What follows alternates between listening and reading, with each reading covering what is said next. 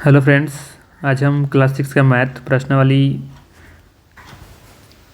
2.2 से पाँचवा क्वेश्चन से हम आगे के क्वेश्चनों को सॉल्व करेंगे। तो चलिए से स्टार्ट करते हैं। पाँचवा नंबर क्वेश्चन में था, एक दूध वाला किसी होटल में सुबह को 32 लीटर दूध देता है और शाम को 68 लीटर दूध देता है। यदि दूध का मूल्य 15 रुपये प्रति लीटर है तो दूध वाले को प्रतिदिन कितनी धनराशि प्राप्त होगी।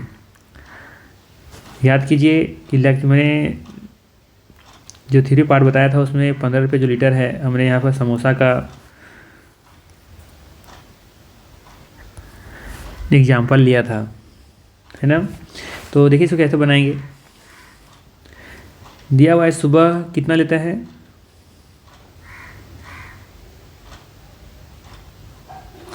बत्तीस लीटर।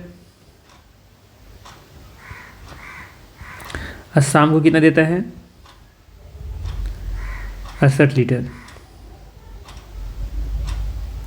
जबकि दूध का जो कीमत है पर लीटर कितना है, लिख सकते हैं यहाँ पर दूध का मूल्य।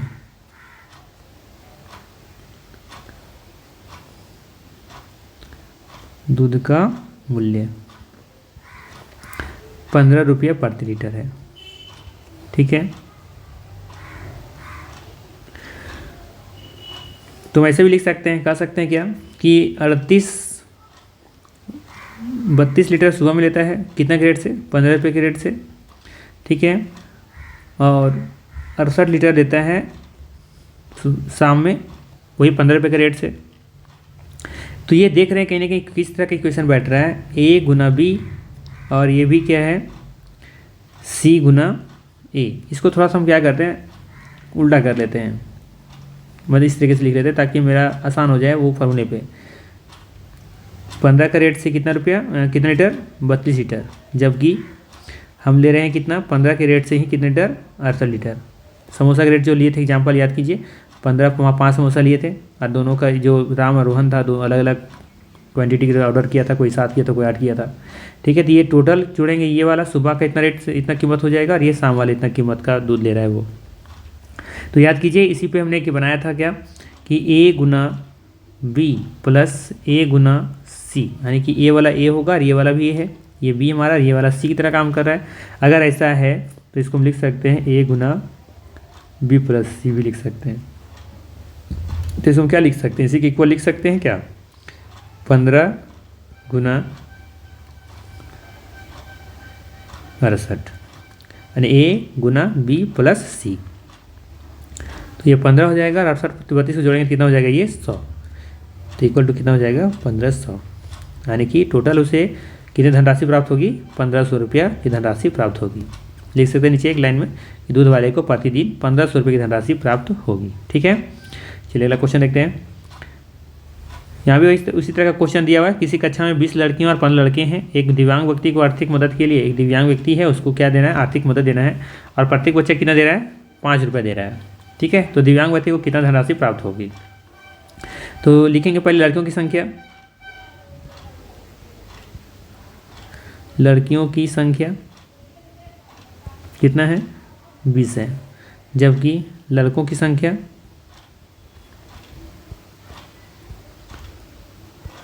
कितना है, 15 है, ठीक। और प्रत्येक बच्चे के द्वारा दिया जा रहा है कि राशि कितना, प्रत्येक बच्चे द्वारा दी गई राशि, दी गई मदद लिख सकते हैं कितना, 5 रुपया, ठीक है। तो इससे हम इक्वेशन क्या बना सकते हैं कि 5 रुपया का, 5 रुपया हर बच्चा हर लड़की दे रही है, कितना लड़की है, 20। इसी तरीके से 5 रुपया दे रहा है हर लड़का, कितना लड़का है, 15 लड़का है, यही ना। तो इसी को हम क्या लिख सकते हैं, 5 गुना 20 प्लस 15।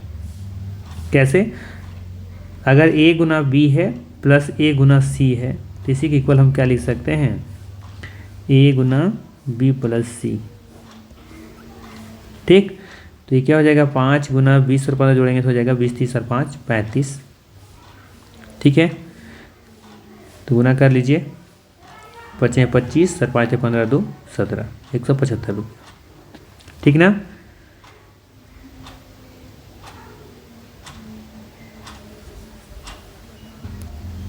किसी गांव की जनसंख्या 1600 है, यदि उस गांव में 589 पुरुष हैं और 421 महिलाएं हैं तो बच्चों की संख्या ज्ञात कीजिए।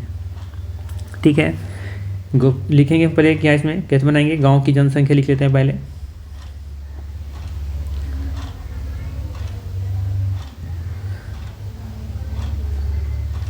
गांव की जनसंख्या, गांव की जनसंख्या कितना दे रखा है 1600, जिसमें पुरुषों की संख्या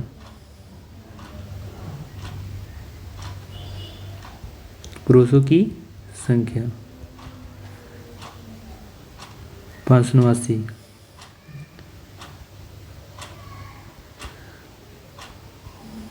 महिलाओं की संख्या कितना है 421 है। तो पूछ रहा है बच्चों की संख्या क्या है।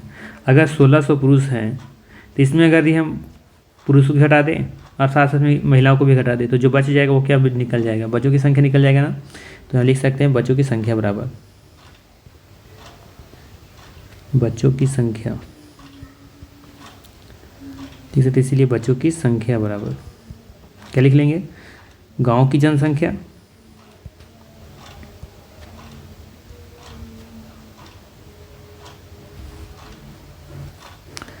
गांव की जनसंख्या,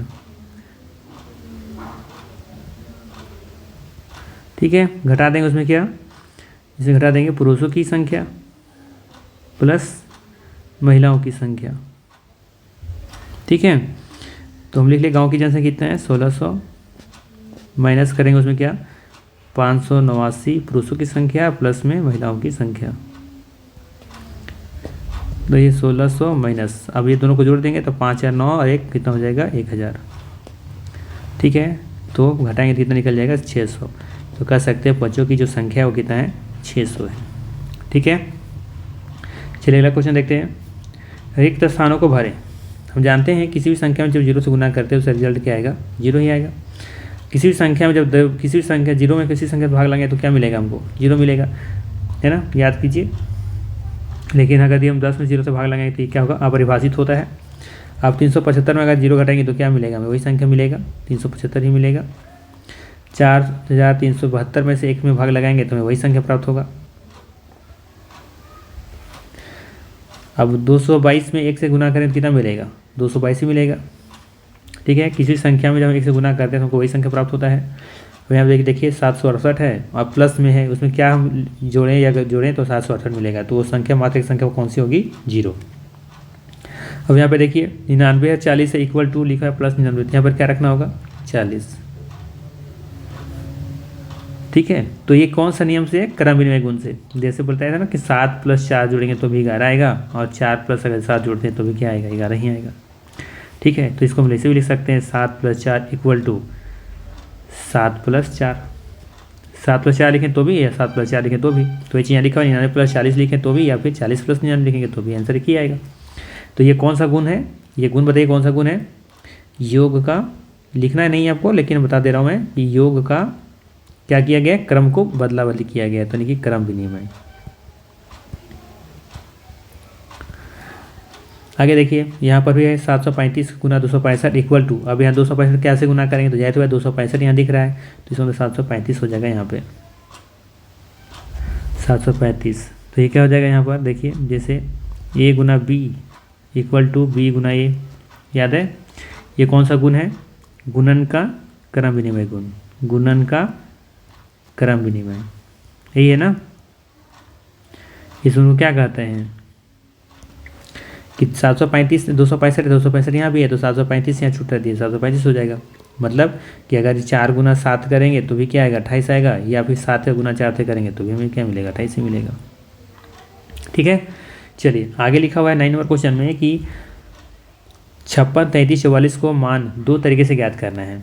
तो हम कैसे मान ज्ञात कर सकते हैं, तो जैसे लिख सकते हैं पहला तरीका हम ये कर लेते हैं 56 + 44 + 33, ये दोनों को पहले हम क्या कर रहे हैं एसोसिएट कर लेते हैं। तो ये क्या हो जाएगा, दोनों को जोड़ेंगे तो 56 40 हो जाएगा 100 + 33, तो जोड़ने पर क्या आ जाएगा हमारे पास 133, ये पहला तरीका हो गया। दूसरा तरीका क्या कर सकते हैं, 33 को हम फर्स्ट में ले आते हैं, ठीक है, अब प्लस में 56 प्लस 44 इसको इधर ले आते हैं, ये दोनों को एसोसिएट कर लेते हैं, तो ये हो जाएगा 33 प्लस 56 44 फिर तो हो जाएगा 100 और 33 और 100 को जोड़ें तो भी क्या हो जाएगा 133। ये दो तरीका है सॉल्व करने का, ठीक है। और भी कई तरीके हैं वैसे। चलिए 10वां नंबर क्वेश्चन लिखा है, निम्नलिखित में से पूर्ण संख्याओं के किस गुण का उपयोग किया गया है।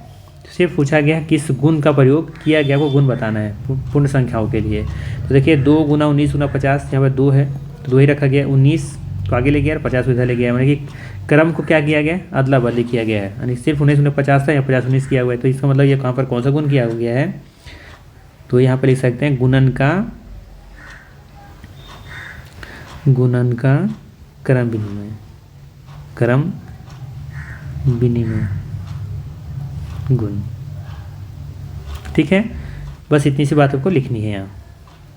बी नंबर में क्या लिखा गया है, 35 प्लस है, देखो प्लस में है और इसको भी क्या किया गया, बदल दिया गया है, तो ये क्या है, जोड़ वाला है, तो लिखेंगे योग का क्रम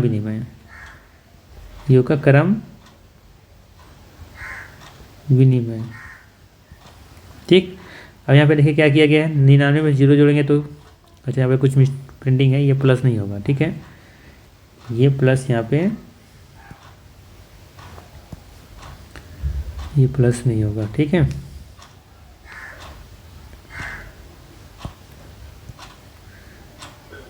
ये प्लस यहाँ पे नहीं है, ध्यान रखिएगा, गलत से आ गया ये,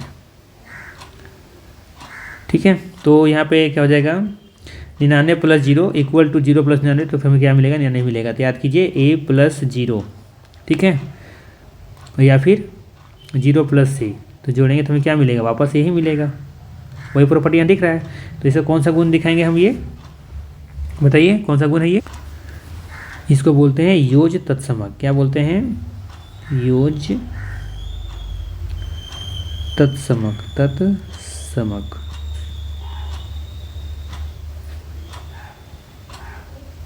ठीक है। इसी तरीके से 527 में से गुना करें तो इतना, या एक का उल्टा करें तो इतना, तो हमें क्या मिलेगा, 527 ही मिलेगा। मतलब कि यहाँ बोला जा रहा है आपसे कि एक का गुना 1 से करेंगे तो हमें यही मिलेगा, या 1 का गुना ऐसे करेंगे तो भी क्या मिलेगा, आपको यही मिलेगा। तो बताना है ये कौन सा प्रॉपर्टी का है, ठीक है। तो ये प्रॉपर्टी का नाम क्या हो जाएगा, ये प्रॉपर्टी का नाम क्या होगा बताइए, ये प्रॉपर्टी हो जाएगा हमारा योज के जगह पर क्या हो जाएगा, गुणात्मक तत्समक, ठीक है। ये सभी मैंने थ्योरी पार्ट में पढ़ाया है, वहाँ से जाकर आप देख सकते हैं, ठीक है। यहाँ पे देखिए क्या है, यहाँ पर देखो, यहाँ पर 3 का आ गया, ठीक है, और ब्रैकेट वाला आ गया, तो मैंने बताया था कि इस तरह का केस देखने को मिले आपको, तो जोड़ है तो जोड़ वाला हो जाएगा, और घटाव लिखा है तो ये गुना का मिलेगा तो गुना हो जाएगा। तो ये है साहचर्य का नियम, साहचर्य, लेकिन किसका, ये तो बताना पड़ेगा ना, योग का साहचर्य गुण, बस इतने से लिखना है इधर, योग का साहचर्य गुण, ठीक ना। भाई जी यहाँ पर गुना रहता साइन, तो गुना होता तो लिख देते हैं यहाँ पर सिर्फ क्या, गुना का साहचर्य गुण। जैसे देखिए यहाँ पर नहीं, ये नहीं है, ये कौन सा है, 738 रुपये किसी चीज़ का कीमत है, तो 100 वस्तु है, 4 वस्तु, एक कोई ले रहा है 4, एक 100 वस्तु है, यानी कोई ले रहा है 4, और ये दोनों का रेट कितना है, 738 रुपया। तो इसी को हम जब विस्तार के रूप में जब इसको ओपन करते हैं, खोलते हैं इसको, तो क्या मिलता है हमें, 738 गुना 100, 738 गुना 4। तो इसको क्या बोलते हैं, इस प्रॉपर्टी का नाम क्या है, योग का वितरण गुण, ठीक है। अगर यहाँ पे माइनस रहता तो यहाँ भी माइनस हो जाता, तो इसको क्या बोलते हैं हम, वैवलकलन का वितरण गुण, ठीक है। बट हमें यहाँ पर क्या लिखना है, सिर्फ ये वाला, ठीक है ना, ये वाला नहीं लिखना है आपको, ठीक है। चलिए, तो ये था प्रश्नावली 2.2। नेक्स्ट में हम लेकर के आएंगे प्रश्नावली 2.3, ठीक है। मिलते हैं नेक्स्ट वीडियो में, थैंक यू।